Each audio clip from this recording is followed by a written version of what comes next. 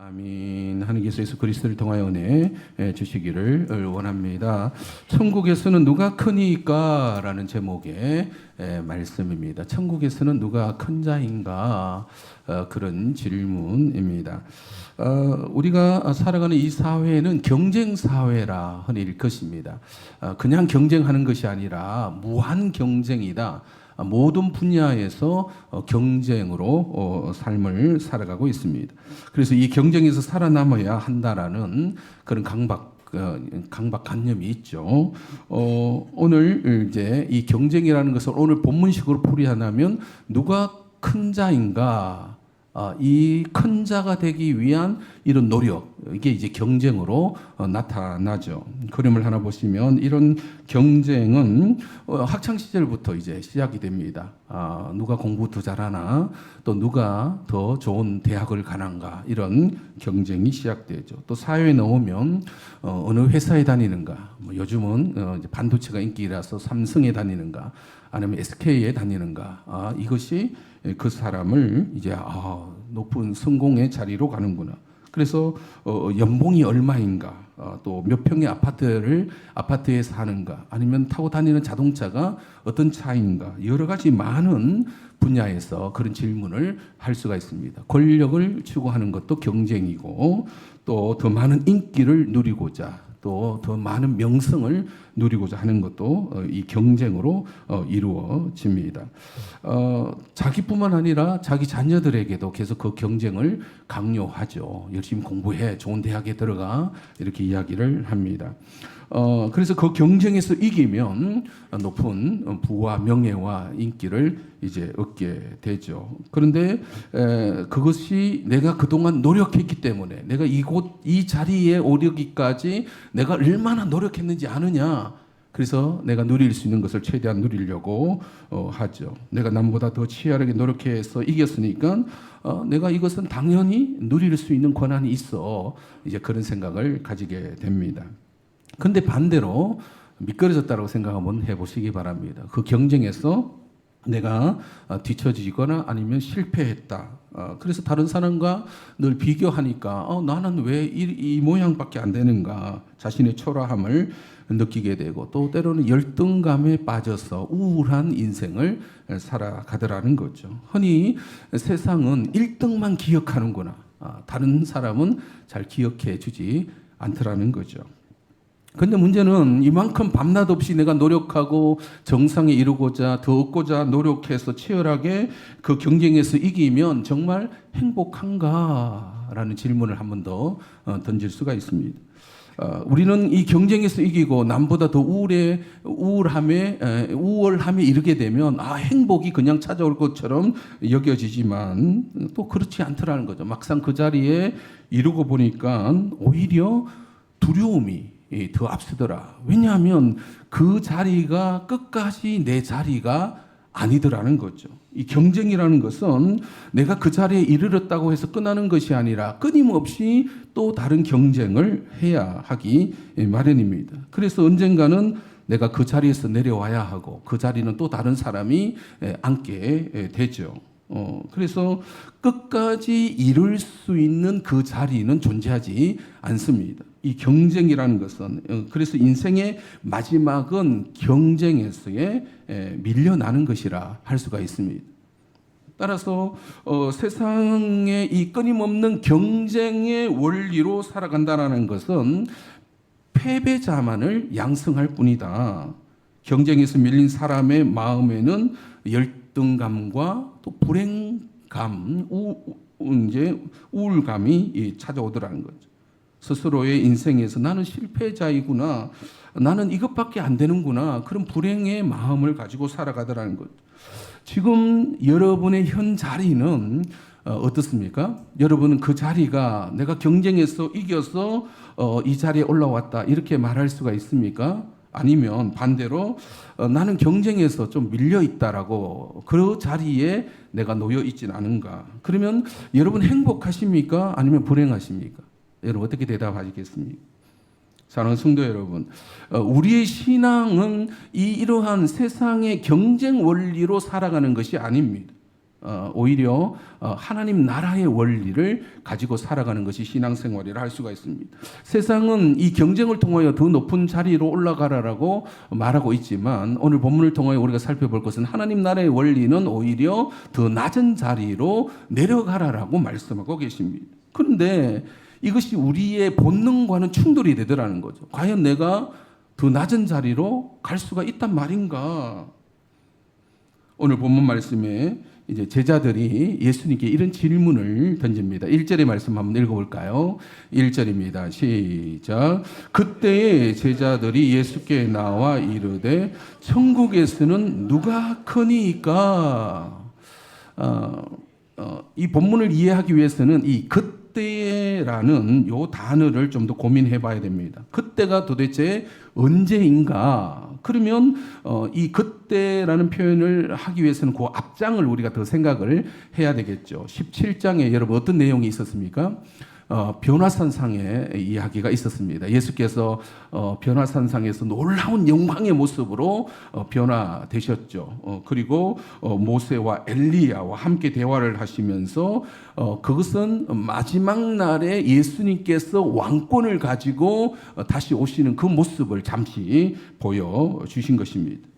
그리고는 이제 산 아래로 내려와서 귀신 들린 간질하는 병을 앓고 있는 아이를 고치신 사건이고, 이제 갈릴리 사역을 마치시고 이제 예루살렘으로 막 이제 올라가려고 하는 바로 그때에 이런 말로 이제 연결이 됩니다. 따라서 그림 하나 보시면 제자들은 이것을 어떻게 이해했냐면 앞으로 예수님께서 예루살렘으로 올라가시면 드디어 때가 되었구나. 로마 제국을 없이 하시고 이스라엘의 영광을 다시금 찾으시는구나. 과거에 이스라엘이 누렸던 그 다윗 때의 그 왕권을 예수님은 다시금 회복하시고자 하시는구나. 이것을 이렇게 이해하고서는 이제 제자들이 이제 질문을 던지는 것입니다. 선생이요, 주님, 천국에서는 누가 큰 자가 됩니까? 이때 천국에서는 제자들이 이해한 이 천국은 이스라엘 나라의 회복을 의미합니다. 로마로부터의 독립해서 예수님이 왕권을 차지하시고 그러되면 누군가가 자리를 차지해야 되잖아요. 그러면 누가 더 큰 자리에 오를 수가 있습니까? 이 질문을 이제 하고 있는 것입니다. 그러니까 제자들의 관심사가 어디에 있는 거예요? 누가 더 높은 자리에 앉을 수 있는가? 제자들 사이에 이 경쟁이 일어났고 다툼이 일어난 것입니다. 사랑하는 성도 여러분, 이 질문은 오늘 우리들도 할 수 있는 그런 질문입니다. 예수님, 내가 언제 성공할 수 있습니까? 예수님, 내가 다른 사람보다 어떻게 좀 잘 나갈 때는 언제입니까? 이런 질문을 우리는 할 수가 있는 거죠. 예수님, 어떻게 하면 내가 좀 더 돈을 많이 벌 수 있을까요? 어떻게 하면 이 경쟁에서 내가 이겨낼 수가 있을까요? 저는 어떤 기도를 하고 있을까요? 예수님, 언제 우리 교우들이 한 200명, 300명 될까요? 이런 기도를 하게 되더라는 거죠. 그런데 이러한 기도는 여전히 어떤 내용을 품고 있냐면 내가 다른 사람보다 좀 더 잘 되어야 하지 않겠습니까? 라는 그런 간절함이 있습니다. 신앙을 이렇게 이해하는 분들이 있더라는 거죠. 예수님을 믿고 열심히 기도하고 신앙생활을 하면 내가 남보다는 더 좋은 대학에 들어가게 되고 남보다는 내가 더 성공된 자리에 이를 수 있고 남보다는 더 장사도 잘 되고 남보다는 더 돈을 많이 벌지 않겠을까. 그래서 성공하고 돈을 더 많이 벌면 내가 남보다는 더 큰 자가 될 수 있고 남보다는 더 우월함에 이를 수 있지 않을까. 그걸 목표로 삼고 열심히 이제 신앙생활을 하게 되더라는 거죠. 내가 큰 자가 되어야 하나님께 영광을 돌리지 않겠습니까? 이렇게 기도를 하죠. 그런데 여러분, 인간의 본능이 이런 큰 자가 되기 위한 이 노력은 어떤 표현이냐면 내가 너보다는 내가 잘 되어야 하지 않겠냐라는 그런 비교입니다. 그런 우월함을 누리기 위해서 그래서 믿지 않는 사람보다는 믿는 자가 더 잘 되어야 되지. 야, 그래야 기가 죽지 않아. 하나님도 우리를 도와주실 거야. 꼬리가 되어서는 안 되지. 우리가 머리가 되어야 되지 않겠냐. 이런 간절함을 가지고 마치 오늘 본문에 누가 큰 자가 될 수가 있습니까? 라는 그런 질문을 우리도 지금 하고 있는 것입니다. 그런데 이러한 질문에 예수님은 어떤 대답을 주셨냐면 그 다음 구절이죠. 2절 3절의 말씀을 한번 읽어볼까요? 2절 3절입니다. 시작. 예수께서 한 어린 아이를 불러 그들 가운데 세우시고 이르시되 진실로 너희에게 이르노니 너희가 돌이켜 어린 아이들과 같이 되지 아니하면 결단코 천국에 들어가지 못하리라. 누가 큰 자가 될 수 있습니까? 라는 질문에 예수님의 대답은 뭐였습니까? 어린 아이처럼 되라라고 말씀하신 거예요. 그러면 어린 아이와 같이 된다는 것이 무슨 뜻인가 한번 비교를 해봐야 되는데, 요즘 시대의 어린아이 그림 하나 보시면 여러분 왼쪽에 보는 것이 요즘의 어린아이의 위치입니다. 가정에 여러분 어린아이 얼마나 귀하게 여깁니까? 요즘 뭐 한 둘 정도 아이를 낳기 때문에 할아버지 할머니 할 것 없이 귀한 아이라고 이렇게 받들어 섬깁니다. 그래서 애지중지하고 대접해주고 오냐오냐 이렇게 키우고 있죠. 그래서 어린 아이와 같이 된다는 것이 내가 이만큼 소중한 존재임을 깨달아라는 것인가? 하나님 앞에 이러한 자인가 내가? 아니면 어린 아이처럼 된다는 것이 순진하고 착해져라라는 그런 뜻인가? 여러분 어린 아이처럼 된다는 것이 어떤 뜻이겠어요? 이게 이제 우리 시대에서의 어린아이의 위치입니다. 그런데 오른쪽으로 보면 예수님 시대의 어린아이는 당시 상황에서 어린아이를 이해를 해야 되는데 어린아이는 어떤 위치와 대접을 받았는가? 흔히 여자와 어린아이는 수에 포함되지 못했습니다. 갈로받기라는 거죠. 소외된 존재였습니다. 대접받고 보호받는 위치에 있는 것이 아니라 아무도 관심을 기울이지 않는 그러한 위치에 있는 존재가 바로 어린 아이였다라는 것, 소외된 자였습니다. 여러분 옛날 우리 가난했던 때를 한번 생각해 볼까요? 마치 이제 북한의 영상에서 어린 아이들이 장터에서 떠돌아다니면서 먹을 것을 구하는 그런 어린 아이의 모습을 한번 생각해 보시기 바랍니다. 아주 가난했던 시절. 지금 예수님 시대는 그보다 더 가난했던 시절입니다. 아이가 태어나도 그 집안에서 잘 돌보지 않습니다. 방치되고 가난하니까 어린아이도 일터에 가서 조그만 일을 해와야 되는, 그래서 어른을 위하여 땀을 흘려 돈을 벌어야 하는 그런 위치가 바로 어린아이의 위치였습니다. 북한의 장마당을 뜯어다는 그 아이의 모습이 그 당시 예수님 시대의 어린 아이의 모습이었다는 거죠.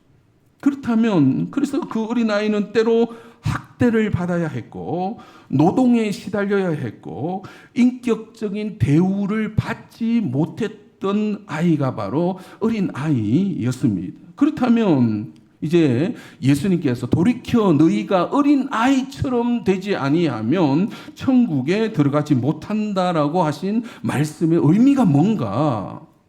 어린 아이가 같이 된다. 너희가 스스로 세상에서 가장 보잘것없는 자로 여길지라.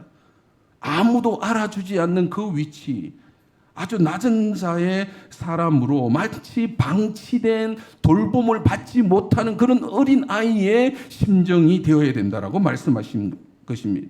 소외된 사람으로 그 심정으로 가져야 된다. 그래야만이 하나님 나라에 들어갈 수 있다라고 그렇게 말씀하신 것입니다.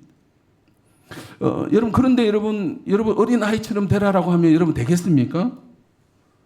내가 그런 사람이 된다라는 것은 어찌 보면 공포스러운 것일 수 있습니다. 두렵고 끔찍한 일이 될 수가 있죠. 왜 내가 경쟁하는데, 내가 경쟁하는 이유는 내가 일어서기 위함인데 내가 뒤처져 소외되고 그런 자가 낙인 찍히고 사회에서 아무도 알아주지 않는 그냥 있으나 마나한 그 구성원에 내가 들어가지도 못하고 낙오된 그런 사람으로 내가 살아가는 것이 합당한가? 그것은 어떻게 보면 고통스러운 거잖아요. 그것을 피하기 위하여 우리는 오늘날 또 얼마나 많은 이 경쟁이라는 속에 들어와 있는지, 경쟁에서 이기려고 하고 더 높은 자리에 올라서려고 하는 것이 우리의 삶인 거죠. 그런데 예수님은 2000년 전에 그 어린 아이의 모습을 보여주면서 어린 아이처럼 되어야 된다. 어디에도 속하지 못하고 소외되고 또 자기가 감당하기 어려운 노동에 시달려야 했던 그 어린 아이, 그 낮은 신분으로 내려가라 하시는가? 이것이 가능한가? 그것 때문에 내가 예수님을 믿는다고 하면 여러분 그렇게 예수님 믿겠습니까? 그런데 이렇게 말씀하신 이후에 그 다음 구절이 나옵니다. 왜 이렇게 말씀하셨는가? 4절의 말씀 같이 읽어볼까요? 4절입니다. 시작. 그러므로 누구든지 이 어린아이가 같이 자기를 낮추는 사람이 천국에서 큰 자니라. 왜 어린아이처럼 되라고 하시는가? 천국에서 큰 자가 되게 하기 위함이라는 거죠. 그런데 이 어린아이의 특징이 뭐라고요? 자기를 낮추는 자이어야 됩니다. 자기를 낮춘다라는 것은 결국 다른 사람을 섬기는 자가 될 수밖에 없습니다. 낮은 위치에 있기 때문에. 그런데 여러분 이것은 사람이 가지고 있는 본성과는 전혀 다른 방향인 거죠. 과연 사람이 내 본능, 내 욕망이 있고 내 성취감이 있는데 예수님은 왜 스스로 자기를 낮추시라고 말씀하시는가? 이를 가능케 하시는 분이 누구신가? 여러분 바로 예수님이심을 여러분 믿으시기 바랍니다. 왜 예수님인가? 여러분 천국에서 가장 크신 분이 누구이신가요? 천국에서 누가 가장 큰 자인가? 예수님이죠. 우리가 변화산상에서 예수님의 영광을 이미 경험한 바가 있습니다. 그 왕권에 심판하실 왕권을 가지신 분이 예수님이시죠. 하늘과 땅의 모든 권세를 가지시고 또 만왕의 왕이신 예수님, 그 영광을 변화산상에서 이미 경험했습니다. 그보다 예수님보다 더 우월적인 존재는 존재하지 않습니다. 예수님이 가장 크신 분이시죠. 그래서 하나님은 너희는 그의 말을 들으라라고 하신 것입니다. 가장 권위 있으신 분이 예수님이셨죠. 그런데 그림을 보시면 그 예수님이 어디를 향하여 내려오셨는가? 가장 높으신 영광에 거하시는 그 예수님이 자기를 비어 종의 형체를 가지시고 또 죽기까지 복종하시는 자리로 끊임없이 내려오시고 또 내려오시고 또 내려오시고 그리고 죄인된 저와 여러분을 위하여 십자가에서 죽기까지 하신 분이십니다. 우리를 살리시기 위하여 자기를 희생하신 분이 바로 예수님이신 것입니다. 우리는 그 예수님을 마음에 받아들인 거죠. 따라합시다. 나는 예수님을 믿습니다. 그러면 예수님이 우리의 마음에 어떤 마음을 주셔야 하는가? 여러분 변화산상에서 내려오신 예수님이 이제 예루살렘으로 올라가자라고 말씀하시면서 왜 예루살렘으로 올라가시는가를 이미 17장에서 말씀하신 바가 있습니다. 마태복음 17장 22절 23절 시작. 갈릴리에 모일 때에 예수께서 제자들에게 이르시되 인자가 장차 사람들의 손에 넘겨져 죽임을 당하고 제3일에 살아나야 하리라 하시니 제자들이 매우 근심하더라. 제자들은 어떤 기대를 가지고 예루살렘으로 올라가자라고 했는데 예수님은 어떻게 하신다고요? 십자가에 죽기 위해서 올라가자. 예수님께서 십자가에 죽으신 이유가 무엇입니까? 바로 저와 여러분 안에 있는 이 죄의 본능, 끊임없이 경쟁하여 남보다 더 우월함에 이루고자 하는 이 죄의 본능을 없이 하고자 예수님은 십자가에 못 박혀 죽으신 것입니다. 인간이 죄의 본능이라는 것이 뭔가? 그것은 경쟁에서 이겨서 내가 다른 사람보다 더 높이 서야지. 이거는 욕망이라는 거죠.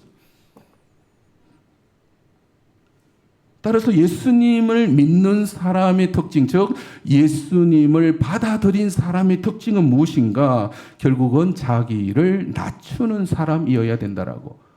화살 방향이 완전히 바뀌어지게 되죠. 여러분, 일부러 실패자가 되라는 뜻이 아닙니다, 여러분. 남과 비교해서 내가 더 큰 자가 되어야 하지 하는 이 욕망에서 벗어나라는 것입니다. 그렇지 않으면, 이 욕망에서 벗어나지 않으면 그는 예수님을 믿는 사람이 아닌 것이죠.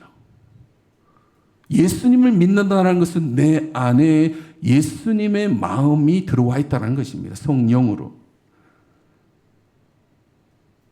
그래서 이 욕망에서 벗어나지 못하면 그는 천국에 들어갈 수가 없는 것입니다.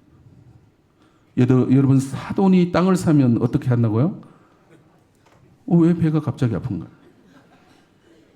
나보다 남이 잘 되는 것을 보지 못하는 이 인간의 이 욕망. 나보다 친구가 더 잘 되고, 나보다 형제들이 더 잘 되고, 나보다 이웃이 더 잘 되면 괜히 화가 나고 배가 아프더라는 거예요. 평생 남과 비교하며 자신의 우월함을 자랑하거나 반대로 평생 비교해서 열등의식에 빠져서 자기를 실패자로 낙인을 찍어버리더라는 거죠. 그럼 우리는 어떤 사람이 되어야 하는가? 남을 섬기는 사람이 되어야 된다라고 말씀하고 계십니다. 그것은 자기를 낮추는 사람이어야 된다. 그것은 인간의 본능에서 벗어난 그런 사람이 되어야 된다. 이것이 어떻게 가능한가? 예수님을 받아들일 때 그것은 가능하다라고 말씀하고 계십니다. 섬기는 사람이 되어야 된다라고. 사랑하는 성도 여러분, 인간은 본능적으로 끊임없이 죽을 때까지 경쟁합니다. 누가 크냐의 싸움을 하며 살아가더라는 거죠. 그 경쟁에서 이기면 잠시 기쁨을 누리고 그 경쟁에서 지면 우울에 절망감에 빠져버립니다. 오직 세상은 1등만을 기억해주는 그런 방식입니다. 그런데 모두가 실패자로 살아갈 수밖에 없다라는 거죠. 그 경쟁의 논리로 따진다면. 그러나 여러분, 예수님 믿는 사람은 이제 그런 가치관을 가지고 살아서는 안 된다는 것입니다. 경쟁에서 밀려났다고 해서 내가 다른 사람보다 연봉이 낮고 다른 사람보다 큰 집에서 못 산다고 해서 결코 자기 자신을 실패자로 정죄해서는 안 된다. 세상에서의 경쟁에서 뒤처졌다고 해서 내 인생이 끝난 것이 아닌 것이죠. 오히려 세상의 경쟁에서 밀려났다 할지라도 내가 할 수 있는 일이 있습니다. 여러분, 주변에 내가 섬길 수 있는 일을 찾자면 얼마나 많이 있는지 모릅니다. 그걸 안 봐서 그렇지, 계속해서 경쟁으로 위만 바라봐서 그렇지, 내가 선 자리에서 내가 섬길 수 있는 일은 얼마 있는가? 섬기는 일을 찾아야 하더라는 거죠. 만일 나보다 더 잘 나가는 사람을 부러워하고 있다면 그것은 평생 자기 자신을 실패자로 스스로 낙인을 찍고 있는 것입니다. 제가 만약 300명 목회하는, 500명 목회하는 우리 친구들이 있거든요. 1000명 목회하는 친구들 만나서 그 사람을, 친구들을 부러워하고 있다면 나는 실패자가 되는 거죠. 시골에서 지금 뭘 하고 있는 거죠. 이렇게 되는 거죠. 여러분, 평생 실패자로 살아갈 수밖에 없는 것입니다. 근데 중요한 것은 그림을 떼어주시면 내가 지금 서 있는 자리에서 어떤 생각을 가지고 살아가고 있는가라는 것입니다. 남보다 더 위로 올라가지 못해서 지금 내가 안달하고 있지는 않는가. 그러나 내가 더 올라가지 못한다 할지라도 내가 서 있는 자리에서 예수님처럼 자기를 낮추며 섬기는 삶을 살아가고 있다면 기꺼이 예수님이 주시는 그 마음으로 내가 이 현장에서, 지금 이 현장에서 내가 할 수 있는 섬김의 일을 하고 있다면 그는 가장 행복한 사람이요, 뿐만 아니라 천국에서 가장 큰 자가 된다라고 말씀하고 계시는 것입니다. 예수님을 믿는 사람은 본능에서 바뀌어진 사람입니다. 죄의 본능을 갖고 사는 사람이 아닌 거죠. 경쟁에서 더 높은 자리로 올라가야 내가 만족하는 그런 본능으로 살아간다면 그는 아직 예수님 믿는 사람이 아닌 것입니다. 예수님의 마음이 어떤 마음인지를 아직 이해하지 못한 사람이다. 그는 천국에 들어갈 수가 없습니다. 그러나 우리는 더 그 경쟁에서 벗어난 사람들, 즉 내가 서 있는 자리에서 다른 사람을 섬길 일을 찾아내고 있는 사람, 그것으로 기쁨을 누리고 있다면 예수님의 마음이 어떠한지를 알고 있는 사람이 되는 것입니다. 여러분, 교회는 그런 원리로 움직이고 있습니다. 교회는 세상의 권세를 가지고 와서 내가 대접받는 것이 절대로 아니라는 것이죠. 교회에서 가장 위험한 사람이 단임 목회자가 될 수 있어요. 왜냐하면 맨날 섬김을 받는 위치가 있잖아요. 잘못하면 이 생각이 바뀌어질 수 있습니다. 교회는 섬겨야 하는 것이고, 섬기기 위해서는 내가 더 낮은 자리로 갈 수밖에 없는 것이 우리 교회라는 공동체. 이것이 장차 앞으로 우리가 하나님 나라에서 이루어가야 할 삶의 원리가 되어야 하는 것입니다. 사랑하는 성도 여러분, 예수님 믿는 사람은 죄의 본능에서 벗어난 사람임을 여러분 믿으시기 바랍니다. 그래서 내가 서 있는 자리에서 내가 해야 할 일은 뭔가? 맨날 위로 비교하고 내가 더 올라가야지 그러다가 미끄러져서 자기를 실패자로 낙인 찍은 것이 아니라 내가 쓴 자리에서 내가 할 수 있는 일이 뭔가? 내가 실패자가 아니라 내 안에 예수님의 사랑이 얼마나 풍성하게 들어와 있는가, 이걸 경험한 사람은 자기를 낮출 수가 있는 것입니다. 예수 그리스도의 사랑으로 내 안에 경험되어진 예수님이 어떤 분이신지를 내가 알고 있기 때문에 예수님이 나를 위하여 자기를 희생하셨듯이 나도 다른 사람을 위하여 희생해낼 수 있는가를 우리는 경험해낼 수 있습니다. 예수님은 그런 사람을 향하여 천국에서 가장 큰 자이다라고 말씀하고 계십니다. 죄의 본능으로 살아가는 자가 아니라 예수님의 마음으로, 예수님 내 안에 어떤 마음을 주고 계시는지, 내가 선 자리에서 내가 더 섬겨야 하는 대상이 누구인지 그것을 더 발견하시고 더 섬기는 자로, 그래서 장차 천국에서 큰 자가 되시는 주의 이름으로 축원드립니다. 기도하겠습니다. 우리가 다 표현하지 없지만 표현하겠습니다. 노력하겠습니다. 다 표현 못해도 나 표현하리라. 다 고백 못해도 나 고백하리라. 다 알 수 없어도 나 알아가리라. 다 닮지 못해도 나 닮아가리라. 다 표현 못해도 나 표현하리라.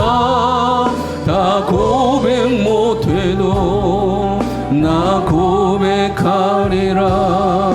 다 알 수 없어도 나 알아가리라. 다 닮지 못해도 나 닮아가리라. 주 사랑 얼마나 아름다운지, 주 사랑 얼마나 날 부욕해 하는지, 주 사랑 얼마나 크고 놀라운지를, 주 사랑 얼마나 나를 감격하게 하는지. 다 표현 못해도 다 표현 못해도 나 표현하리라. 다 고백 못해도 나 고백하리라. 다 알 수 없어도 나 알아가리라. 다 닮지 못해도 나 닮아가리라.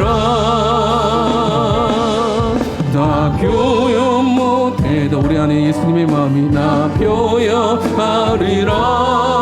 다 고백 못해도 나 고백하리라.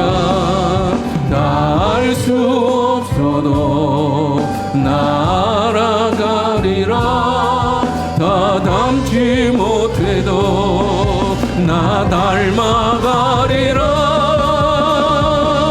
주 사랑 얼마나 아름다운지, 주 사랑 얼마나 날 부욕해 하는지, 주 사랑 얼마나 크고 놀라운지를, 주 사랑 얼마나 나를 감격하게 하는, 주 사랑 얼마나, 주 사랑 얼마나 아름다운지, 주 사랑 얼마나 날 부욕해 하는지, 주 사랑 얼마나 크고 놀라운지를, 주 사랑 얼마나 나를 감격하게 한 번 더 고백합니다. 주 사랑 얼마나,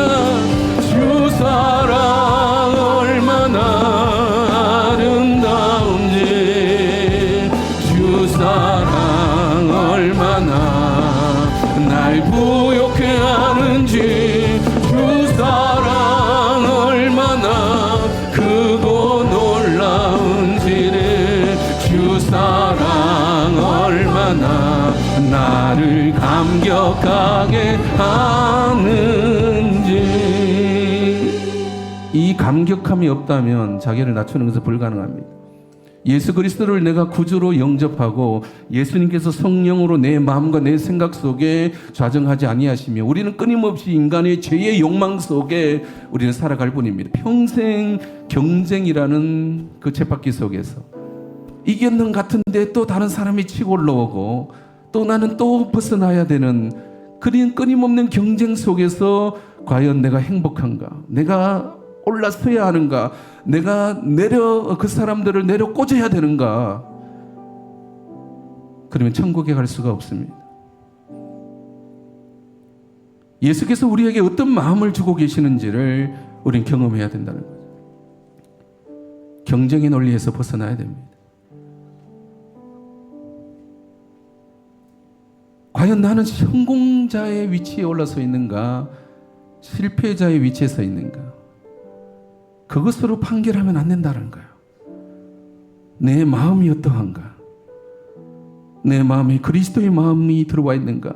주 사랑 얼마나 나를 감격하게 하시는지를 알고는 있는가? 경험하고 있는가? 예수님께서 그 영광을 버리시고 자기를 낮추시고 또 낮추시어 나를 위하여 십자가에 죽으신 그 사건이 나를 살리신 사건임을 받아들이고 있는가? 그 예수님의 마음이 나에게 있는가? 주여, 내 마음이 어떠한지 이 경쟁의 고리를 끊어버릴 수 있게 하여 주옵소서라고, 거기에서 너무 불안해하지 않게 하여 주옵소서. 그 방식으로 끝까지 가지 않게 하여 주옵소서. 내가 선 자리에서 나는 섬기는 자인가 아니면 더 올라가려고 하는 자인가 주여 알게 하여 주옵소서.